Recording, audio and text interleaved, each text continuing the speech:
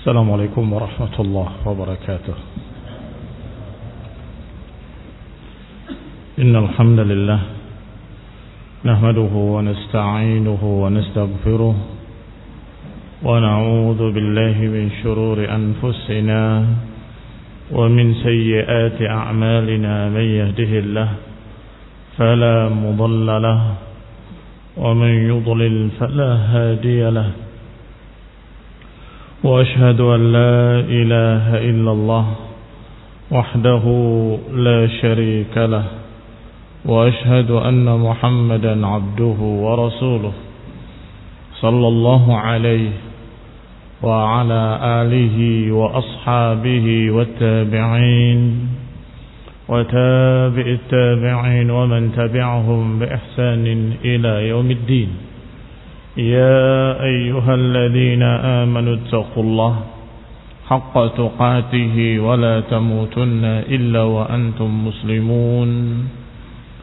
يا أيها الناس اتقوا ربكم الذي خلقكم من نفس واحدة وخلق منها زوجها وبث منهما رجالا كثيرا ونساء واتقوا الله الذي تساءلون به والأرحام إن الله كان عليكم رقيبا. يا أيها الذين آمنوا اتقوا الله وقولوا قولا سديدا يصلح لكم أعمالكم ويغفر لكم ذنوبكم ومن يطع الله ورسوله فقد فاز فوزا عظيما. أما بعد فإن خير الحديث كتاب الله وخير الهدي هدي محمد صلى الله عليه وعلى آله وسلم وشر الأمور محدثاتها فإن كل محدثة بدعة وكل بدعة ضلالة وكل ضلالة في النار. Ikhwani fid din, a'azzakumullah, kaum muslimin yang saya hormati. Kita lanjutkan kajian tafsir yang ringkas Taisir Al-Karim Ar-Rahman oleh Syekh Sa'di rahimahullah, dan masih kita pada ayat Allah Subhanahu wa taala yang ke-208 dan 209 dari surat Al-Baqarah,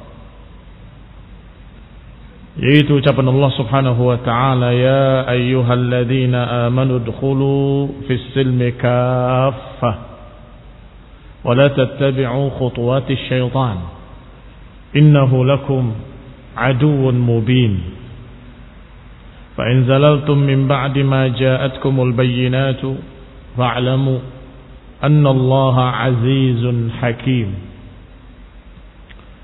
Wahai orang-orang yang beriman, masuklah ke dalam as-silm yang dikatakan oleh Ad-Dhahhak dan juga Ikrimah wa Mujahid wa Tawus wa Qatada wa Suddi dan Ibnu Zaid, semuanya menyatakan bahwa as-silm ay ya'ni al-Islam.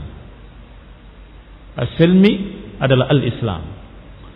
Berarti maknanya, wahai orang yang beriman, masuklah ke dalam Islam secara kafah dan jangan mengikuti langkah-langkah syaitan, karena sesungguhnya syaitan merupakan musuh yang sangat nyata.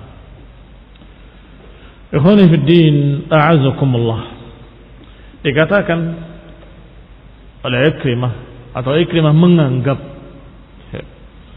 bahwa ayat ini turun berkaitan dengan beberapa orang Yahudi yang masuk Islam, tetapi memberikan syarat-syarat.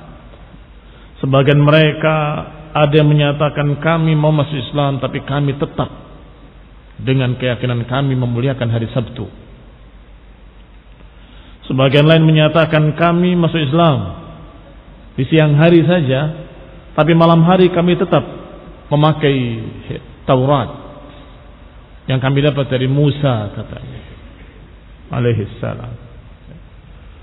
Maka dikatakan dengan jawaban dari Allah Subhanahu wa taala, Nabi membacakan ayat tadi, ya ayyuhalladzina amanu udkhulu fis silmi kaffah. Masuklah ke dalam Islam secara keseluruhan. Jangan separuh-separuh.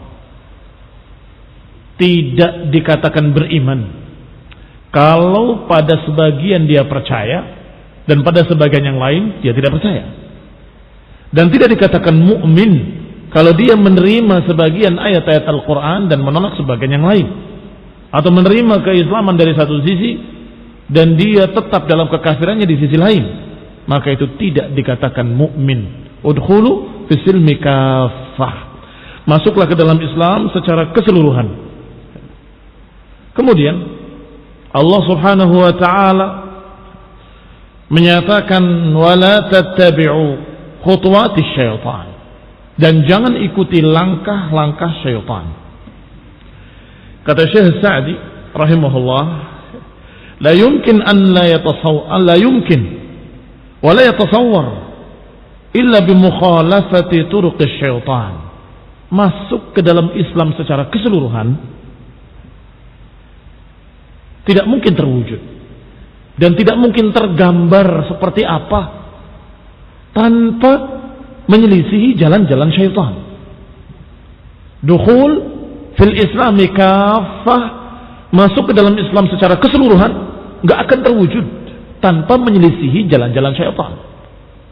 Nggak akan yutasawwar, nggak akan tergambar kayak apa Islamnya kalau dia tidak mau meninggalkan langkah-langkah syaitan.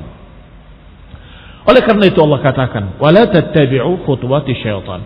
Ikuti jalan Islam secara keseluruhan dan jangan ikuti langkah-langkah syaitan. Karena keislaman dengan langkah syaitan bertentangan. Jalan Islam dengan jalan syaitan bertentangan 180 derajat. Yang satu ke kanan, yang satu ke kiri.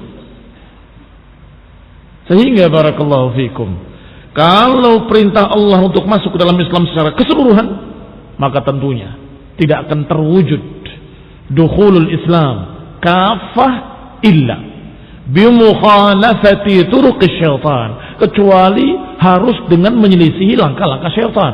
Oleh karena itu Allah katakan wala tattabi'u khutuwatis syaitan, jangan ikuti langkah-langkah syaitan, ai fil amal bima'asillah. Termasuk langkah-langkah syaitan adalah mengerjakan kemaksiatan. Sudah pernah kita bahas ucapan Ibnu Qayyim rahimahullah di dalam kitab beliau yang ra'i', yang sangat bagus, Ighatsatul Lahafan.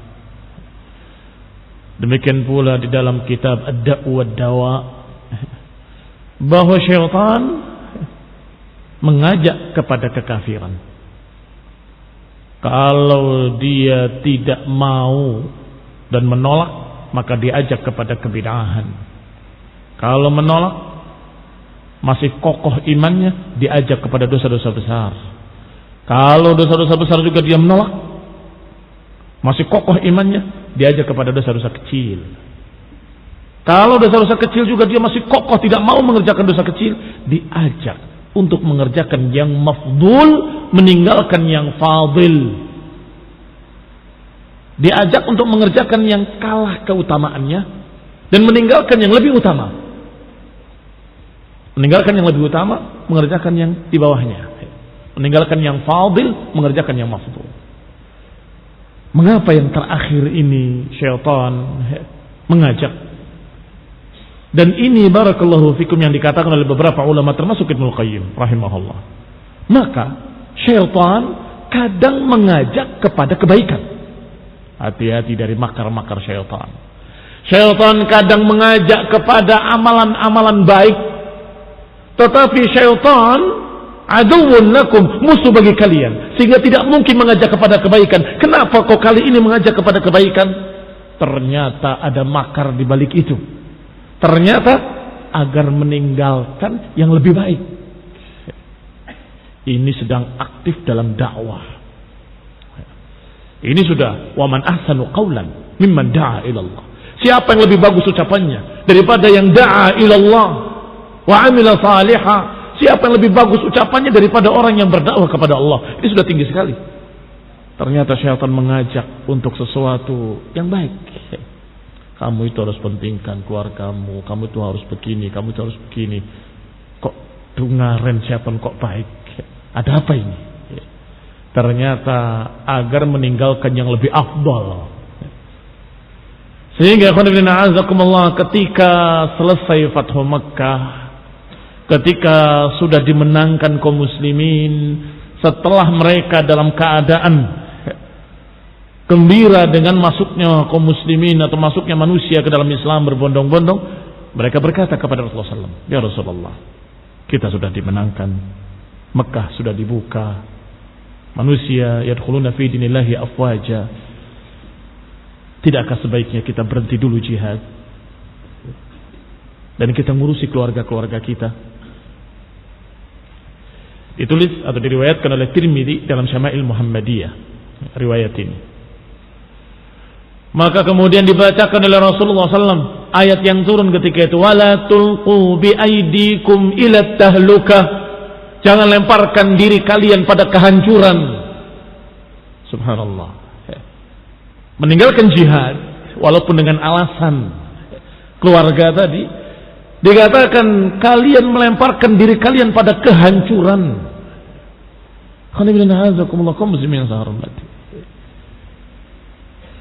Ini diingatkan oleh Allah, jangan ikuti langkah-langkah syaitan.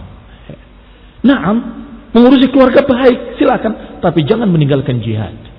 Jangan meninggalkan jihad bil qalam, jihad bil da'wah, jihad bil ilmi, jihad bisayfi wassinan.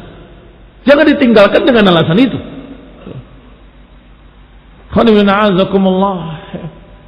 Syaitan membisikkan pada beberapa munafikin untuk jangan berangkat jihad. Tetapi syaitan tidak berkata jangan jihad, tidak. Ingat, kalian akan berangkat ke Romawi. Romawi itu negeri yang wanita-wanitanya sangat cantik-cantik.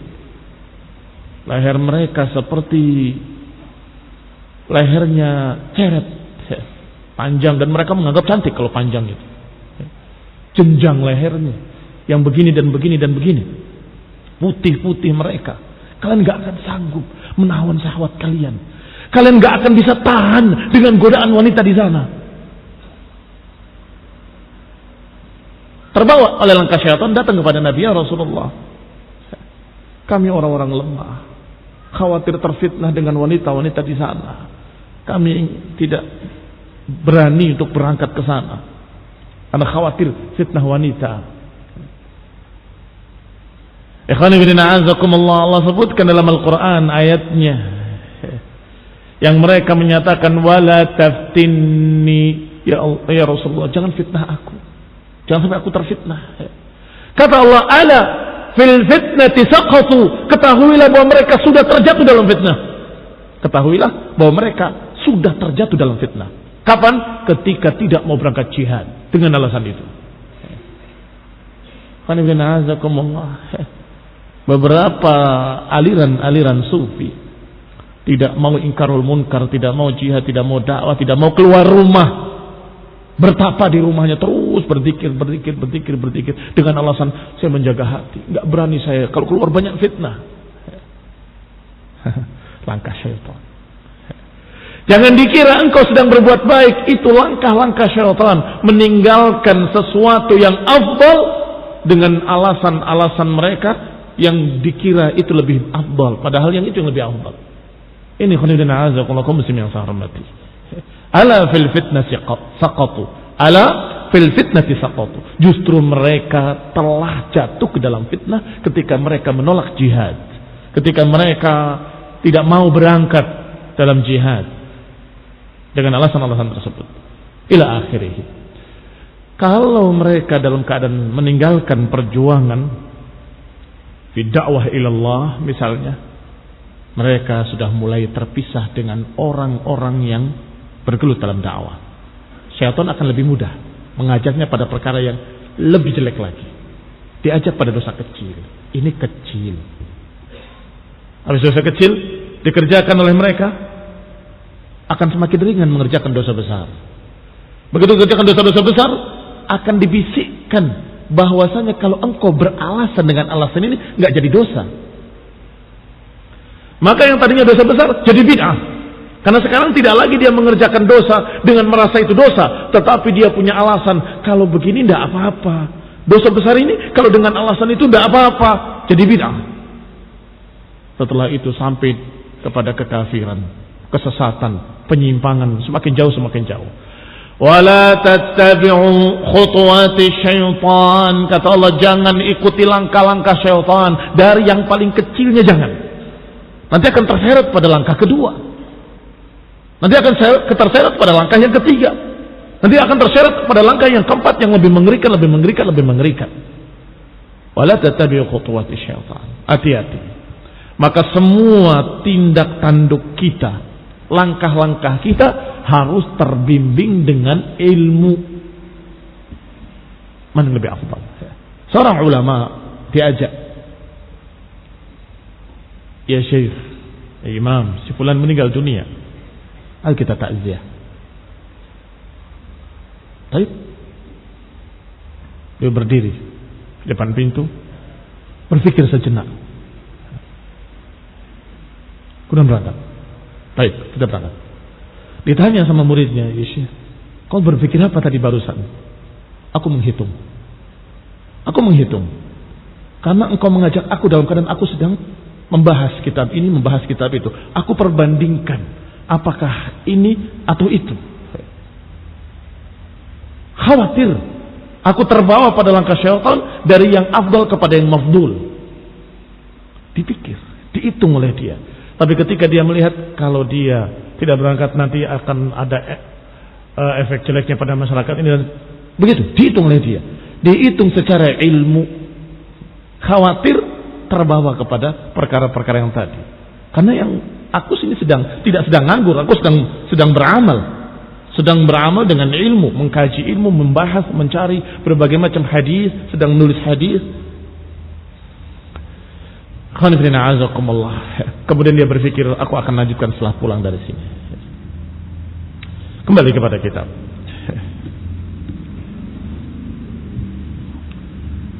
Innahu lakum aduwwun mubin. Karena syaitan adalah musuh yang nyata, yang sangat jelas maksudnya. Mubin sangat jelas. Ayal aduwwul mubin. Wal aduwwul mubin la ya'mur illa bis-su'i wal fahsya. Tentunya musuh yang sangat jelas enggak mungkin menyuruh pada kebaikan. Tidak mungkin menyuruh kecuali pasti pada kejelekan-kejelekan, fahisha, dosa-dosa. Wa ma bihi dharar 'alaikum, dan pasti mengajaknya kepada madarat. Walamma kana al-'abd la budda an yaqa' minhu khalal wa zalal. Kemudian diakhiri ayatnya oleh Allah Subhanahu wa taala dengan kalimat fa in zalaltum. Karena ketahuilah bahwa manusia mesti akan tergelincir. Manusia mesti akan jatuh ke dalam kesalahan-kesalahan. Khalal, cacat, zalal, tergelincir. Maka Allah katakan fa in zalaltum, kalau kalian tergelincir atau kalian jatuh ke dalam dosa setelah datang keterangan yang jelas, setelah datang ilmu, setelah tahu bahwa itu haram, min ba'di ma ja'atkumul bayyinat, setelah datang pada kalian bayyinat, awas kata Allah, diancam. Fa'lamu annallaha azizun hakim, ketahuilah bahwa Allah maha aziz, maha mulia, maha tinggi, dan maha memiliki hikmah. Hakim, maha memiliki hikmah. Wa fihi minal wa'id syadid, dari dua sifat ini ditunjukkan merupakan ancaman keras. Ancaman keras. Dan tentunya diancam karena Allah katakan min ba'di ma ja'atkumul bayyinat. Kalau engkau menyimpang setelah datang keterangan yang jelas. Ini menunjukkan kalau yang tidak tahu, kalau yang tidak mengerti atau lupa alfa, maka rufi al-qalam, dimaafkan. Tetapi masalahnya min ba'di ma ja'atkumul bayyinat, masalahnya sudah datang pada kalian keterangan yang jelas bahwa itu haram, itu bid'ah, dan itu begini dan begitu, kemudian tetap kau kerjakan, fa'lamu annallaha azizun hakim, ketahuilah bahwa Allah maha mulia lagi maha hikmah. Wa min hikmatihi an yu'adzib man adnab, wa min hikmatihi an yu'adzib al-kafarat al-fajarah. Tentunya termasuk hikmah Allah yang sangat tinggi adalah mengadab orang-orang yang pantas dia azab, yang menyimpang sesat dalam keadaan tahu yang benar, yang menentang kebenaran dalam keadaan dia tahu itu hak. Dan ini merupakan takhwif, ma yujib tarkaz zalal, yang mengharuskan kita meninggalkan penyimpangan, meninggalkan ketergelinciran, meninggalkan kesalahan-kesalahan. Karena Allah Azizul Qahirul Hakim, karena Allah Aziz maha mulia, Al-Qahir maha tinggi, Al-Hakim yang maha memiliki hikmah. Idza asahul 'asi qahharahu biquwwatihi. Kalau ada seorang yang bermaksiat, Allah akan balas dia. Wa'adzabahu, dan Allah akan adab dia sesuai dengan hikmahnya. Fa inna min hikmatihi, karena termasuk hikmah Allah adalah mengadab ahli maksiat. Termasuk hikmah Allah adalah mengadab para junah. Junah bentuk jamak dari jani. Jani adalah pendosa. Ikhwani fiddin, a'azzakumullah, kaum muslimin yang saya hormati. Ayat berikutnya diingatkan tentang Allah Subhanahu wa taala. Hal yanzuruna illa an ya'tiyahumullahu fi dhulalin minal ghamami wal malaikatu wa qudiyal amr wa ila Allahi turja'ul umur. Hal yanzuruna illa an ya'tiyahum. Tidaklah mereka menunggu kecuali datangnya kepada mereka Allah Subhanahu wa taala. Yang turun memang bisa bermakna melihat, tetapi di sini bermakna menunggu. Tidaklah mereka menunggu, dari kata intidhar, intadhara yantadhiru, menunggu. Tidaklah mereka menunggu kecuali datangnya kepada mereka Allah Subhanahu wa taala. Diiringi dhulalin minal ghamam, diiringi ghamam. Nanti akan ditafsirkan apa makna ghamam. Wal malaikatu wa qudiyal amr, dan juga malaikat-malaikat, dan kemudian diputuskan keputusan. Wa ilallahi turja'ul umur, dan akan dikembalikan kepada Allah Subhanahu wa taala segala urusan. Yani apa yang kita tunggu sekarang ini kecuali kematian. Setelah kematian maka kemudian kebangkitan. Setelah kebangkitan kemudian mahsyar. Setelah mahsyar kemudian dihisab oleh Allah Subhanahu wa taala, dan Allah akan datang diiringi ghamam. Ikhwani fiddin, a'azzakumullah, kaum muslimin yang saya hormati, rahimani wa rahimakumullah. Di sini digambarkan oleh Allah Subhanahu wa taala tentang dirinya dan tentang hari kiamat. Masih mengandung ancaman. Tadi kan dikatakan fa in zalaltum, kalau kalian menyimpang min ba'di ma ja'atkumul bayyinat, setelah datang pada kalian keterangan yang jelas, maka ketahuilah bahwa Allah Azizun Hakim, dan ketahuilah tidaklah mereka menunggu kecuali datangnya Allah untuk memutuskan keputusan-keputusan. Tidaklah mereka menunggu kecuali hisab, yaum, hari ketika mereka dibalas. In syarran fa syarrun, in khairan fa khairun. Berarti masih mengandung ancaman. Lihat kata Syekh Sa'di dalam tafsirnya, hadza fihi minal wa'id asyadid. Kata beliau, ini pun terkandung di dalamnya ancaman, at-tahdid, mengancam.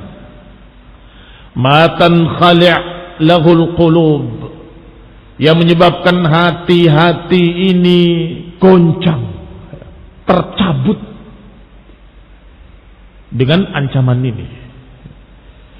Yaqulu ta'ala, Allah berfirman dalam ayat ini, hal yantadiru as-sa'un fil fasadi fil ardi al-muttaba'un li khutuwati syaitan, al-muttabi'un li khutuwati syaitan, an-nabiduna li amrillah illa yawmal jaza' bil a'mal. Karena maknanya dikaitkan dengan ayat sebelumnya, tidaklah mereka menunggu, mereka yang berupaya di muka bumi dengan kerusakan-kerusakan, mereka yang mengikuti langkah-langkah syaitan, mereka yang menuruti hawa nafsunya, mereka yang melemparkan perintah Allah, mereka yang tidak mau mentaati perintah Allah, tidaklah mereka menunggu kecuali datangnya hari pembalasan, karena akan berakhir di hari pembalasan, yaumul jaza bil a'mal. Alladhi qad khashiya min al-ahwali aw khushiya min al-ahwali wasyada'id wal fadha'i'. Yang khushiya, yang diliputi dengan ahwal, kengerian-kengerian, dengan ha besar dari kata haul, artinya kengerian-kengerian, wasyada'id, kedahsyatan-kedahsyatan, wal fadha'i', perkara-perkara yang menakutkan. Ma yuqalqil qulubal zalimin, apa yang akan membuat goncang hati-hati orang zalim kalau diingatkan hari kebangkitan.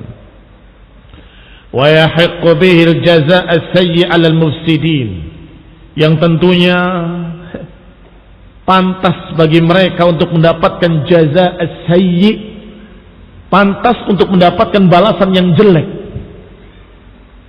atas orang-orang mufsidin, atas orang-orang yang merusak di muka bumi. Dan sudah pernah disampaikan, merusak di muka bumi adalah berdosa, karena dosa itu merusak dirinya, merusak lingkungannya, merusak semua yang ada di muka bumi. Burung-burung di sarangnya mati karena perbuatan dosa manusia. Beberapa orang bertanya, apa hubungannya burung-burung mati di sarangnya? Itu ucapan sahabat, dinukil dalam Ad-Da' wa Ad-Dawa. Burung-burung mati di sarangnya karena dosanya manusia.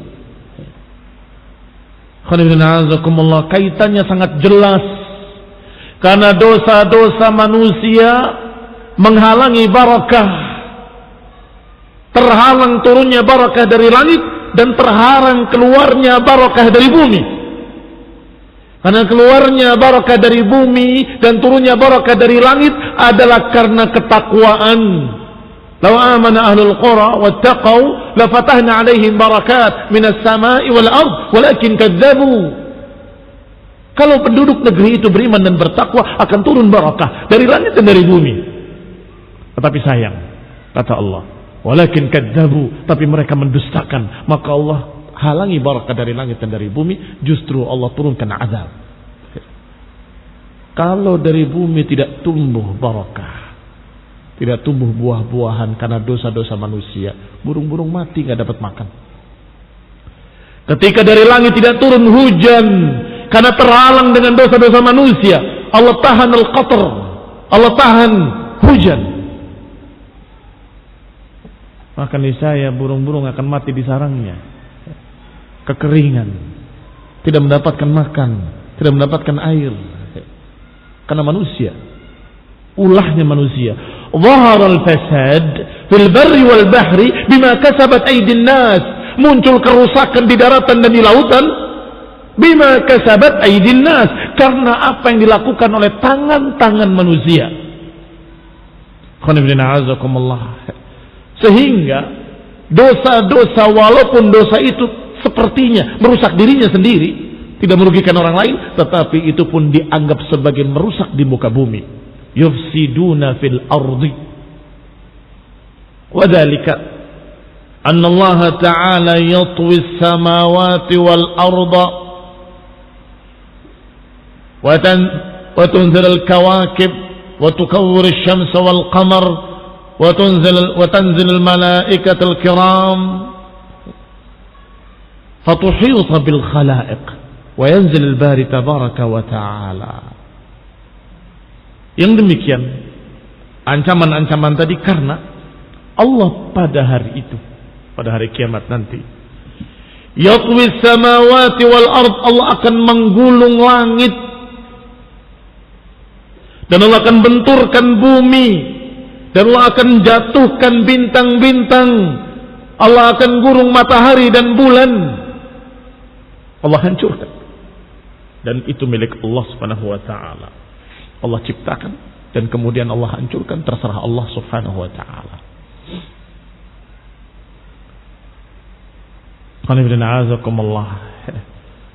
Ketika Allah Subhanahu wa taala membenturkan matahari dengan bulan dan bumi di tengahnya, ketika Allah turunkan potongan-potongan langit, Allah lemparkan bintang-bintang, maka saat itu terjadilah kehancuran hari kiamat. Apa yang mereka tunggu? Yal mujrimin, wahai zalimin, wahai pendosa, wahai ahli maksiat, apa yang kalian tunggu? Kecuali yaumul hisab. Apa yang kalian tunggu? Kecuali yaumul qiyamah.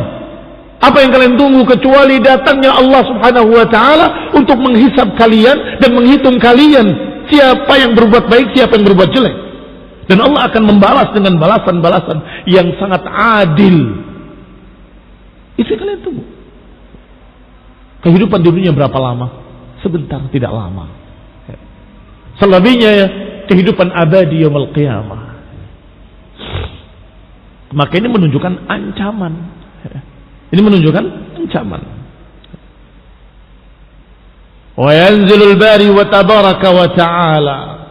Maka al-bari, Allah Subhanahu wa ta'ala akan turun dan akan datang menghisap mereka fi dulalin minal ghamam, diiringi ghamam. Disebutkan dalam beberapa tafsir ghamam secara lughah, secara bahasa maknanya awan atau sesuatu yang memiliki naungan. Bukan Allah yang dinaungi, bukan sama sekali. Artinya dengan naungan yang menaungi mereka, menaungi manusia-manusia ketika itu.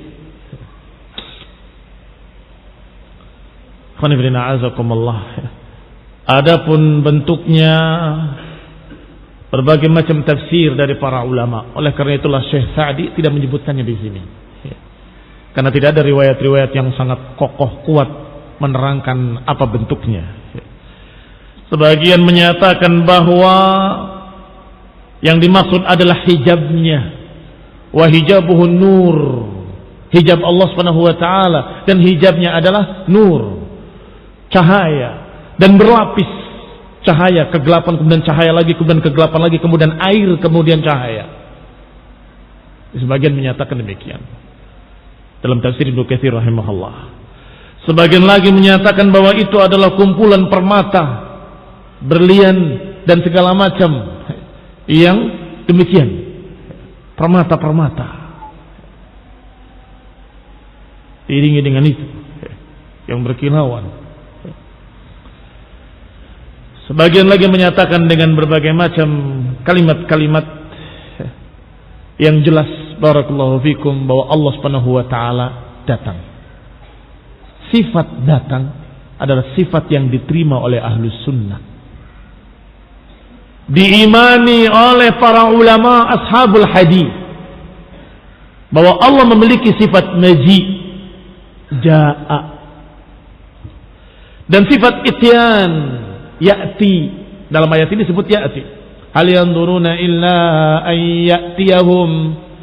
ya'tiyahumullahu, lafdzul jalalah dengan tanda rafa' dhammah menunjukkan fa'il dari kata ya'ti. Tapi kan dalam ayat lain ya'tiya amrullah, betul, di ayat lain datang urusan Allah, tapi di sini datang Allah. Ini memberitakan, ini memberitakan, tidak bertentangan satu sama lain, dan tidak kemudian yang ini diseret pada makna lain. Bukan datang Allah, tapi datang amrullah. Ayat lain menyatakan amrullah, Tapi di sini ya'tiyahumullahu sebagai fa'ilnya, sebagai pelakunya dari kata ityan. Ata ya'ti ityan. Maka Allah memiliki sifat ityan, sifat maji, datang, tentunya sesuai dengan kemuliaan Allah subhanahu wa ta'ala, sesuai dengan ketinggiannya, sesuai dengan kemuliaannya. Adapun seperti apa kita tidak tahu, dan tidak perlu menebak-nebak seperti apa, nggak perlu membayang-bayangkan seperti apa, pasti akan salah, karena kalian tidak tahu zat Allah seperti apa, apalagi datangnya. Sama seperti hadis nuzul, Allah yanzil ila sama'id dunya, Allah turun ke langit dunia sepertiga malam terakhir. Bagaimana turunnya? Nggak ada yang tahu seperti apa. Kita tidak tahu zat Allah seperti apa, apalagi turunnya. Dan jangan memaksakan diri untuk menebak-nebak. Jangan memaksakan diri untuk membayangkan seperti apa. Tidak ada perintah untuk membayangkan, nggak ada perintah untuk memikirkan seperti apa. Perintahnya adalah percaya dengan ayat dan hadis, beriman bahwasanya Allah turun ke langit dunia di sepertiga malam terakhir dan menawarkan, man yad'uni fa astajibu lah, man yastaghfiruni fa aghfiru lah, man yas'aluni fa u'tiyah. Itu saja. Kita imani, kita percaya, titik. Kayak apanya, wallahu ta'ala a'lam. Yang pasti tidak sama dengan makhluk. Yang pasti tidak sama dengan turunnya fulan dari mimbarnya. Tidak sama dengan turunnya Syekhul Islam dari mimbarnya. Tidak sama dengan turunnya Al-Asy'ari dari mimbarnya. Tidak sama dengan turunnya Al-Maturidi. Tidak sama. Tidak sama dengan makhluk apapun. Hanya saja ketika ditanya seorang gubernur, kaifa yanzil, bagaimana turunnya? Karena yang nanyanya Amirul Mukminin, khalifah, maka beliau dengan sabar menjawab, rahimallahul amir, semoga Allah merahmati al-amir, semoga Allah merahmati penguasa.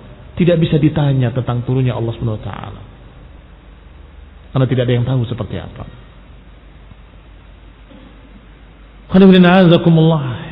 Itu jawabannya. Dalam kesempatan lain ketika Amirul Mukminin nanya yang semirip dengan itu, dijawab rahimallahul amir. Apakah engkau beriman kalau Allah datang yaumul qiyamah? Ayat ini tadi. Apakah engkau beriman wahai Amirul Mukminin bahwa nanti ya'tiyahumullah, Allah akan datang yaumul qiyamah? Wa jaa'a rabbuka wal malaku saffan saffa, akan datang Allah dan para malaikatnya yang berbaris-baris. Engkau beriman? Aku beriman. Bukankah itu yaumul qiyamah? Kata si khalifah, kata Amirul Mukminin ketika itu. Bukankah itu yaumul qiyamah? Rahimallahul amir, semoga Allah merahmati al-amir. Memang itu hari kiamat. Wa man yamna'uhu, siapa yang menghalangi Allah yang bisa datang yaumul qiyamah untuk datang sepertiga malam terakhir ke langit dunia? Lihat faqihnya ulama. Rahimallahul amir. Kalau bisa datang yaumul qiyamah, apa yang menghalanginya untuk datang pada sepertiga malam terakhir? Baru paham. Maka soal ada dua. Soal yang mustarsyid, minta bimbingan, dan ada soalul mu'anid. Kalau soalul mu'anid, pertanyaan menentang, nggak perlu dijawab, usir saja dari majlis, pergi kamu dari sini. Seperti Imam Malik rahimahullah, bahwa itu tidak bisa ditanya, diam kamu, pertanyaan bid'ah. Tetapi kalau pertanyaannya mustarsyid, memang dia minta bimbingan, maka bimbinglah. Kamu beriman dengan sifat maji, sifat ityan? Ya tentu, karena itu ada dalam Al-Quran. Kalau turun kan tidak ada dalam Quran. Kalau Allah bisa datang yaumul qiyamah, kenapa nggak bisa datang pada hari ini ke langit dunia? Oh, mudah dipaham. Maka dia mudah menerima. Aman Nabi, kami beriman dengannya. Kullun min inda rabbina. Assalamualaikum warahmatullahi wabarakatuh. Wa nasrul hidayah wa rahmah. Subhanakallahumma bihamdik. Asyhadu an la ilaha illa anta astaghfiruka wa atubu ilaik. Wassalamualaikum warahmatullahi wabarakatuh.